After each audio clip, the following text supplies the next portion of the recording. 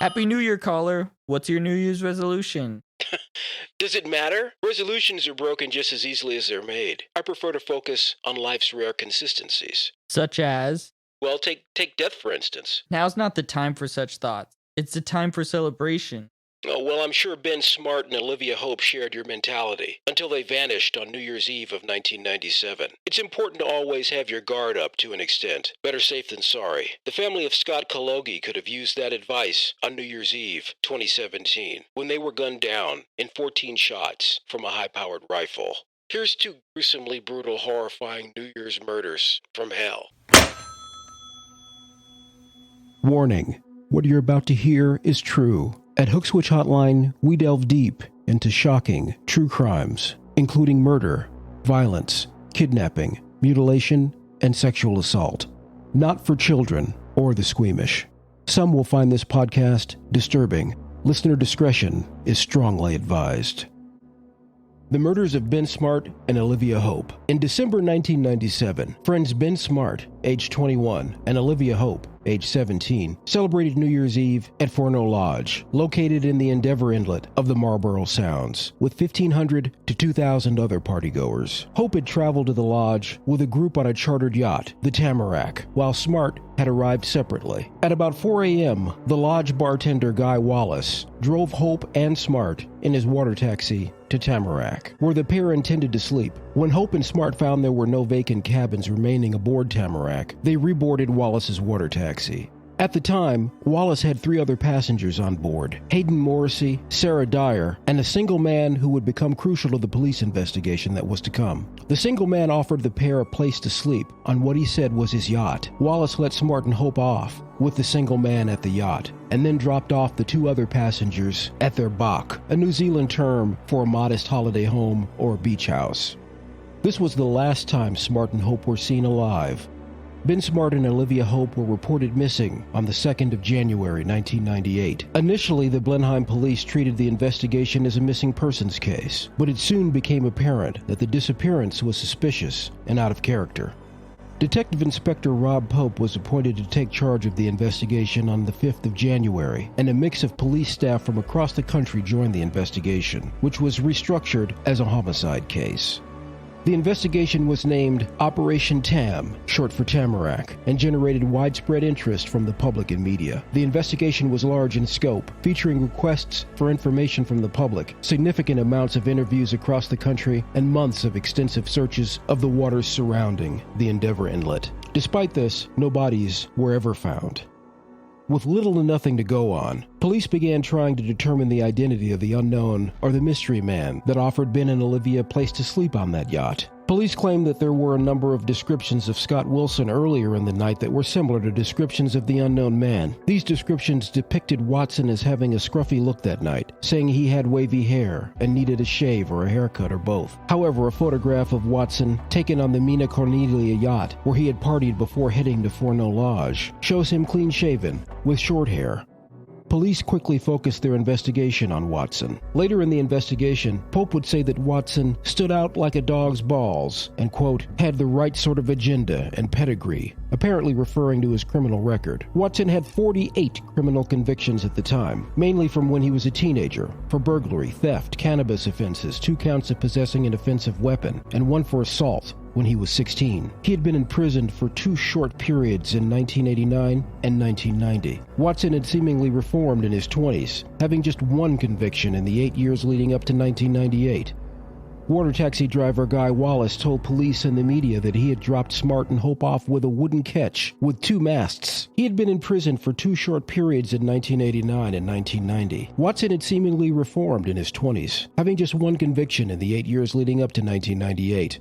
Water taxi driver Guy Wallace told police and the media that he had dropped Smart and Hope off on a wooden ketch yacht with 2 masts. He described the ketch as well-maintained, built of timber, with a thick blue stripe on the hull, and several round portholes with brass surrounds. Watson's boat, the Blade, was very different to the one Wallace described. It was a 26-foot-long steel sloop with 1 mast, no portholes, and did not have a blue stripe. A witness to these events, Hayden Morrissey, told the court that the boat he saw Olivia and Ben get on with the unidentified man was not Watson's sloop Blade.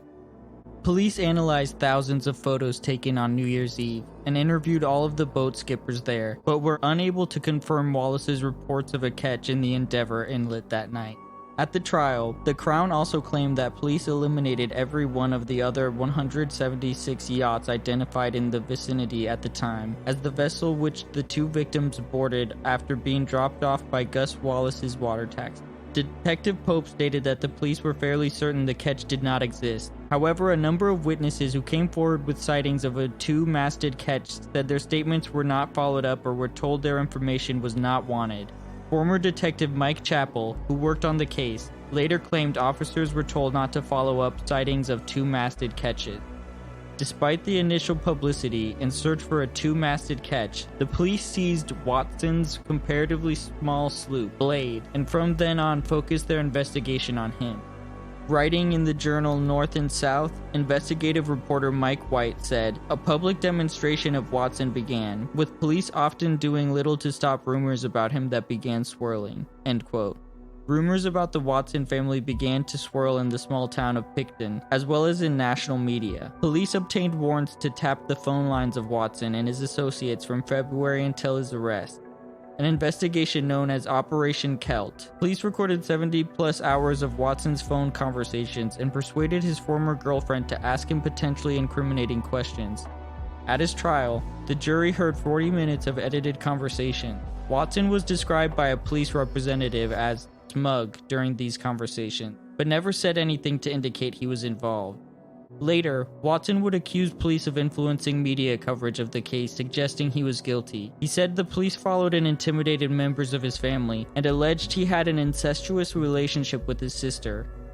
Gerald Hope, Olivia's father, has also asserted that the police deliberately leaked details of Watson's criminal history and were responsible for the unsubstantiated suggestions of incest.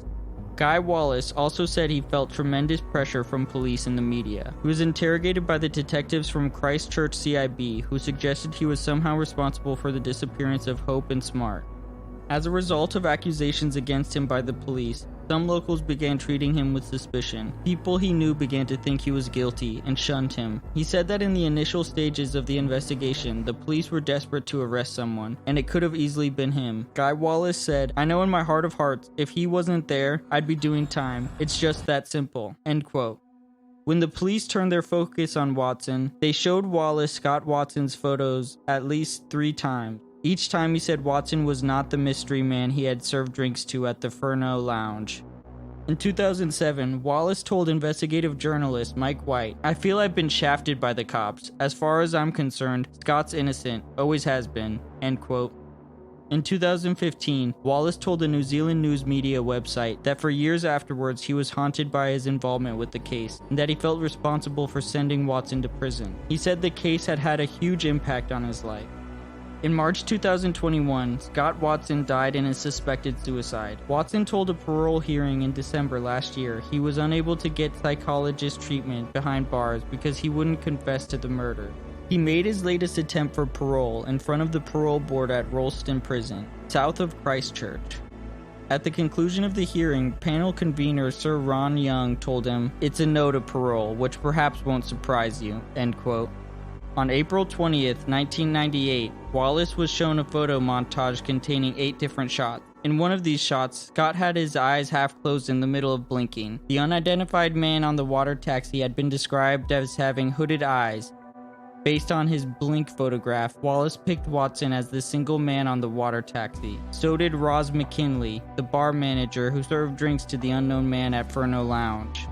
So did Roz McNelly, the bar manager who served drinks to the unknown man at Furneaux Lodge. Neither Wallace or McNelly were shown the photograph of Scott Watson, taken on the Mina Cornelia yacht, which shows him clean-shaven with short hair. Based on these identifications, Watson was arrested for the murders in the early hours of June 15, 1998, about 5 months after the pair were reported missing.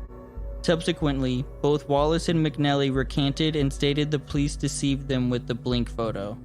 The trial, which attracted considerable media attention, commenced on June 10, 1999, and concluded when the verdicts were delivered on September 11, 1999. The Crown called approximately 488 witnesses. Olivia Hope's father, Gerald, said he felt that much of the prosecution case was pure theater, focused on emotional manipulation of the jury. After the trial was over, Gerald Hope also went to inspect the blade when it was in storage. He felt it unlikely that Ben and Olivia could have been locked in a cabin of such small size, nor that Olivia would have entered the cabin if she needed somewhere to sleep. Ben Smart's mother, Mary, disagreed with Gerald Hope. Quote, "We think differently. As far as we are concerned, it was a fair and just trial." End quote. The main goal of the Crown's case was that Watson invited Smart and Hope to sleep on his yacht in the early hours of the 1st of January 1998, and that this was the last time they were seen. Much of the Crown's case was circumstantial and largely relied on the identification of Watson by Guy Wallace and Roz McNeely, both of whom subsequently presented affidavits claiming that the police had misled them. Another water taxi driver, Don Anderson, testified that he dropped Watson at the Blade sometime between 2 and 4 a.m. Some of the occupants of the neighboring boats, the Mina Cornelia and Bianco, testified they were woken up by Watson in the early hours of the morning as he wanted to party. Both the Crown and the defense agreed that this trip had taken place. The Crown argued late in the trial that Watson returned to shore after Anderson dropped him off at the Blade, but couldn't say how. This became known as the two-trip theory. The Crown argued that it didn't matter that the prosecution couldn't prove how Watson got back to shore, but said he must have done so because witnesses said he was involved in an altercation on shore probably between 3 and 3:30 a.m.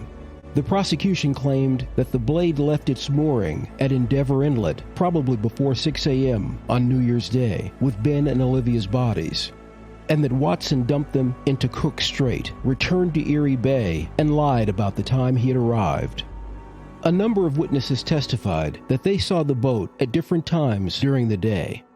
Another witness said that the Blade arrived in Erie Bay shortly after 5 p.m. and that when it arrived, Mr. Watson was the only occupant.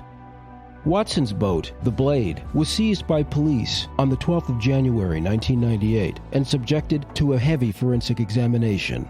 Police found a blanket on the vessel, from which a number of human hairs were later recovered. It was claimed at the trial that 2 of 400 hairs found on that blanket matched Olivia Hope's reddish-gold hair type. Susan Vintner, a forensic biologist, testified in court that 1 hair was matched to Olivia Hope through DNA testing.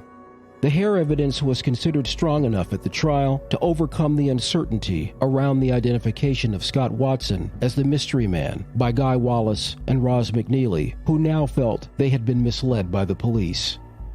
At subsequent appeals by Watson, his counsel questioned the chain of custody regarding the hair, suggesting Vintner may have mixed up the hair samples by examining known hair from Olivia on the same table and day as she examined the samples taken from the Blade. The defense also pointed out that there was a 1-centimeter hole in the evidence bag containing Olivia's hair, which added to the risk of contamination. Vintner testified at the trial that cross-contamination is an explanation that, quote, needs to be considered. The accuracy of the hair testing has been questioned by other experts during the appeals in the years following Watson's trial and remains controversial to this day. Part of the Crown case was that Watson had cleaned the Blade to remove all evidence that Ben and Olivia had been on board. The only fingerprints found belonged to Scott and his sister Sandra Jo, who went sailing with her brother for a few days in the new year before the boat had been seized by police. Watson said that he had cleaned the Blade due to sea spray from the rough trip from the North Island shortly before New Year's Eve. The jury was shown scratches on the interior foam lining of the hatch cover on Watson's boat, which the prosecution claimed were made with human fingernails by someone trying to get out. However, the hatch was not lockable from the outside, and their positioning meant that they could only have been made when the hatch was open. Watson and his sister maintained the scratches had been made by Watson's nieces. The jury heard from 2 prisoners whose names were suppressed. They claimed that they met Watson in prison when he was under arrest, and that he said he was responsible for Ben and Olivia's disappearance. Author John Golter described the evidence of witness A and B as a bombshell and said it had dramatic impact. However, witness A subsequently admitted to a number of lawyers and to the New Zealand Herald that he had lied in court. At the time, he was receiving death threats from a gang member and coming up for parole. Police visited him at least 10 times over a 12-month period leading up to the trial and pressured him into making false accusations in his testimony. Witness A said he chose to help the police in the hope that they would be able to save him. Witness B said that he and Watson interacted on numerous occasions and became good friends in Addington Prison. But in fact, Witness B was never in the same cell as Watson and had little opportunity to develop any close relationship with Watson such that a confession might be made. It was later revealed that on his release from prison, this witness was granted the use of a car and a cell phone for his testimony by police. Watson was convicted of the murders in September 1999 after an 11-week trial and sentenced to life imprisonment with a minimum non-parole period of 17 years. Watson told the jury, "You're wrong," when the verdict was read out in court. In 2015, he said he never met Ben or Olivia and has continued to insist he is innocent since conviction. The defense appealed Watson's conviction, and the case went to the Court of Appeal in April and May 2000. 3 appeal court judges heard submissions from both the defense and the prosecution, but decided there was no new evidence to recommend a second trial. They disregarded the defense's submission that the prosecution's so-called two-trip theory had appeared out of the blue late in the trial. In November 2000, after the Court of Appeal hearing, a witness who testified at Watson's trial contacted the Weekend Herald to say his evidence given under oath was nothing more than an act. He said he was being threatened by gang members in prison. He was coming up for parole and was put under pressure by police to testify, and I agreed on the basis that my life was getting threatened, end quote. The witness spoke to reporters at the New Zealand Herald for 5 hours, but refused to sign any documents that might have assisted Watson's lawyers. In 2003, Watson's lawyers Mike Antonovic and Greg King applied to the Privy Council, which found no grounds for further appeal. In 2009, Watson applied to the Governor General for a royal prerogative of mercy. He sent a 22-page letter and enclosed a copy of Keith Hunter's book, Trial by Trickery, and award-winning documentary, Murder on the Blade, ? The Ministry of Justice appointed Christy McDonald to provide advice on the application. She produced 2 reports on the case in 2011 and 2013. McDonald interviewed 2 key witnesses, Guy Wallace and Ross McNally, and concluded that recanting their original testimony was not fresh and did not raise reasonable doubt about the conviction.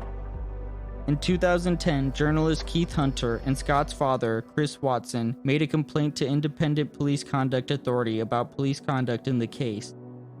The complaint alleged that the head of the inquiry, Inspector Rob Pope, ignored relevant evidence, spread rumors about Scott Watson and his family, swore false affidavits to obtain search warrants, and that the police bought or pressured 2 prisoners into telling lies in court, and that they deliberately or accidentally contaminated the hair samples found in Watson's boat.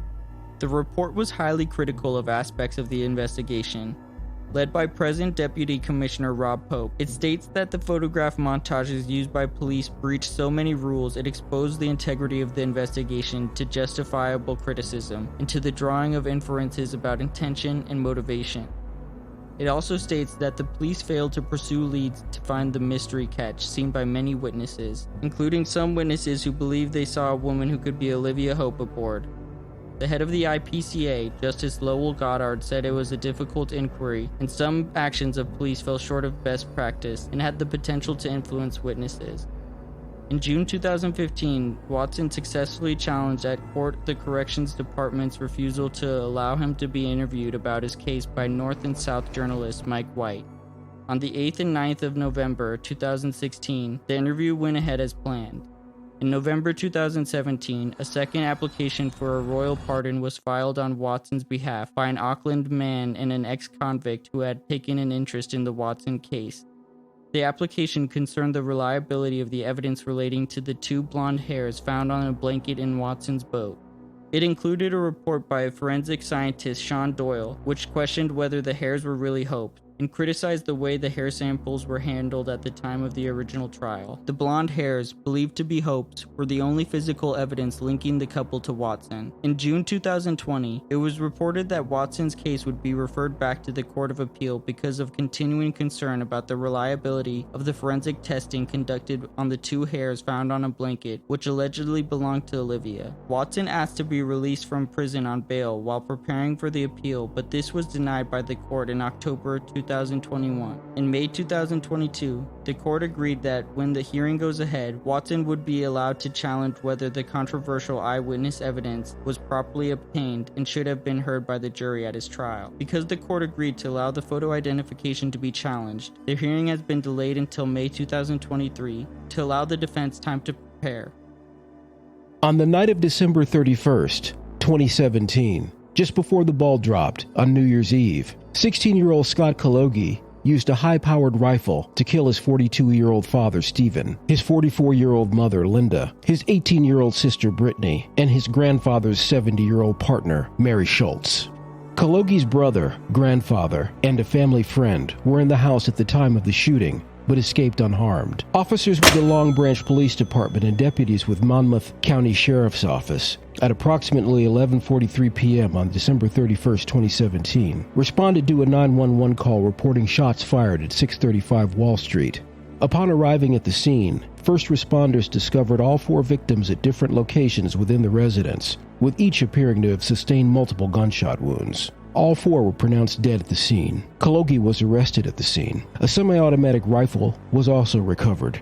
Kalogi was initially charged as a juvenile, but the case was later moved to adult court. Kalogi told detectives that he went upstairs and put on a leather jacket, sunglasses, and earplugs just before his killing spree. He then loaded a rifle belonging to his biological brother and stood in his room with all the lights turned off, noting that he knew his mother would come looking for him, and he didn't want her to see him with the weapon. Scott Kalogi claimed, quote, "When everything was happening, I felt like I was watching it, like I was further back in my mind. I just kept firing until, they stopped moving." Assistant Prosecutor Brennan described the shooting during the proceeding to illustrate the premeditated nature of the crime. Per Brennan, Kalogi lured his mother upstairs, shooting her in the head 4 times, under the cover of darkness. He then shot his father in the back and torso as he rushed upstairs to see what was going on. Kalogi then made his way downstairs and casually murdered his surrogate grandmother with several shots to the torso. He then shot his sister, who was home from school on winter break, in the head 3 times while she sat at the kitchen table. Kalogi told detectives that he planned to shoot more people until he saw his grandfather,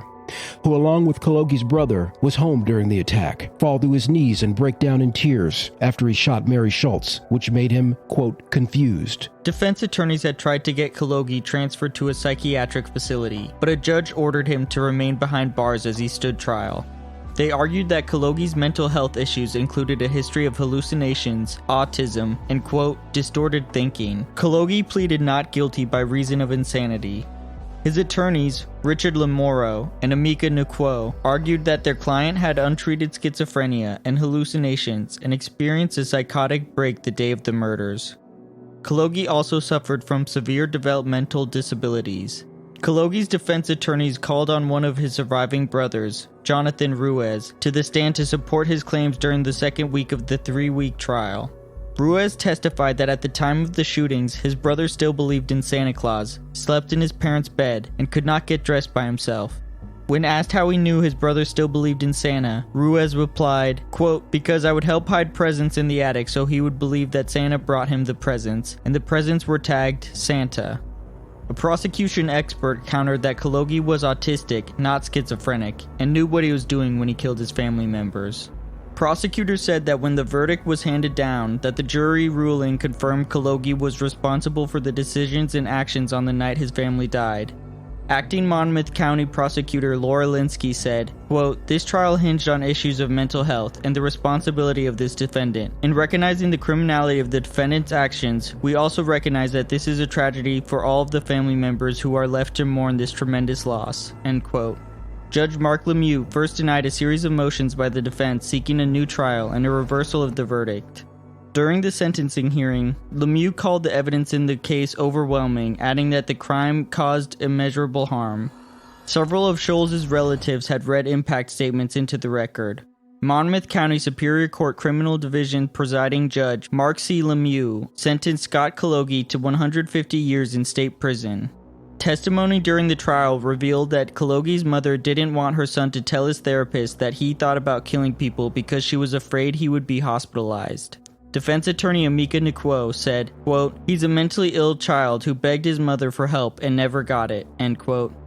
Although the prosecution had another version of the story, Monmouth County Assistant Prosecutor Caitlin J. Sidley said the teen pulled the trigger 14 times, 12 of those shots hit the victims. During the hearing, Sean Brennan stressed that Kalogi planned out the murders. He researched whether the weapon he used would be effective against responding police donning bulletproof vests. Brennan also pointed out how Kalogi lured his mother upstairs, shooting her to death from the cover of darkness in his room, and then fatally shooting his father when he rushed to see what was going on. Wearing earplugs to protect himself from the sound of the weapon, Kalogi then slowly maneuvered around their bodies and walked downstairs before casually murdering Scholes and his sister, who was home on winter break following her first semester at college. Carol Kalogi, Stephen Kalogi Sr.'s mother and Scott's grandmother, asked the judge if he could send him to a place where he could get help for his mental illness. Carol said, "Scott was a 16-year-old child who recognized that he needed help because of damaging thoughts. Scott told his mother that he was having bad thoughts about killing people, including our family members. Although he was found guilty, I do believe Scott's mental condition is the impetus behind that night in 2017. I'm asking the court for some compassion and understanding in this matter," end quote. Defense attorney Richard Lamoro said he would appeal Kalogi's conviction and sentence.